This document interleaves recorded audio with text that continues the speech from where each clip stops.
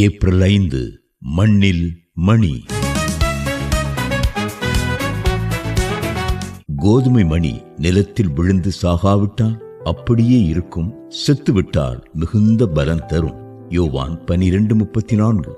பண்டிகைக்காய் எருசலேமில் கூடியிருந்தவர்களில் சில கிரேக்கர்கள் ஆராதனை செய்ய வந்திருந்தனர். யோவான் 12:20. இயேசுவை குறித்து கேள்விப்பட்டிருந்த அவர்கள் அவரை பார்க்க விரும்பினர். இந்த தகவலை பிலிப்புவும் அந்திரேயாவும் இயேசுவிடம் அறிவித்தனர். அதற்கு இயேசு அளித்த பதில், மனுமகன் மகிமைப்படும் நேரம் வந்தது.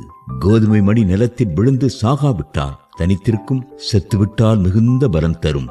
வசனம் 23-24. திரள்களை அசைத்து எதிரிகளை அமைதிப்படுத்தும் போதனையையும் ஞானமும் கொண்ட இயேசுவை நேரடியாய் காண ஞானத்திற்கும் கல்வி அறிவிற்கும் பெயர் பெற்ற அந்த கிரேக்கர்கள் விரும்பியிருப்பர். அவர்கள் அவரை பார்த்து ரசிக்க விரும்பினர். அவரோ அவர்கள் தம்மை தொழுது கொள்ள வாஞ்சித்தார். அவர்கள் விருப்பத்தை பிலிப்புவும் அந்திரேயாவும் இயேசுவுக்கு அறிவித்தவுடன் அவர் கொடுத்த பதிலின் முதல் வாக்கியம், மனுமகன் மகிமைப்படும் நேரம் வந்தது. அவரது மரணம் உயிர்த்தெழுதல் மூலமாக மட்டுமே மகிமைப்படுதல் சாத்தியம். அதற்காகவே கோதுமை மணி சாக வேண்டும். இந்த பின்னணியில் கவனித்தார் பவுல் கொரிந்தியருக்கு எழுதிய செய்தி நன்கு விளங்குகிறது. கிரேக்கர் ஞானத்தை தேடுகிறார்கள், நாங்களோ சிலுவையில் அறையப்பட்ட கிறிஸ்துவை பிரசங்கிக்கிறோம். 1 கொரிந்தியர் 1:22. ஆராதிக்கும் போது மனு உடலில் வெளிப்பட்ட 33 வயது யூதனாக இயேசுவை நாம் நினைப்பதில்லை.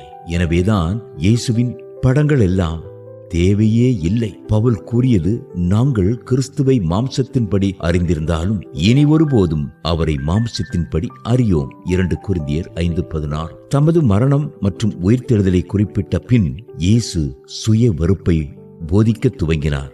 யோவான் 12:25. நமது தகுதியின்மையையும் அவரது மகத்துவத்தையும் உணர்வதே உண்மையான தொழுகை. அது நமது ஒன்றுமில்லாமையையும் அவரது பரிபூர்ணத்தையும் நினைவு கூறுதலாகும். அது சுயத்திற்கு இல்லை என்றும் கடவுளுக்கு ஆம் என்றும் சொல்லுதலாம். அது அடிபணிதல், அது அர்ப்பணித்தல். கிரயம் எதுவாயினும் ஆண்டவரை பின்பற்றுவதே அவர் விரும்பும் தொழுகை. ஒருவன் எனக்கு ஊழியம் செய்கிறவனானால் என்னை பின்பற்றட்டும் என்றார் இயேசு.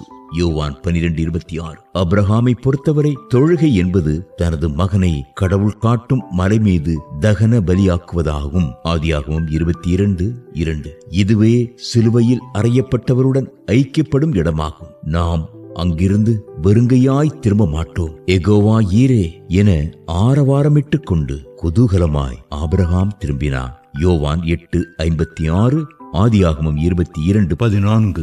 இழக்க கூடாதது ஒன்றுக்காய் வைத்திருக்க முடியாததை இழப்பவன் மூடன் அல்ல. இரத்த சாட்சி ஜிம் எலியட்.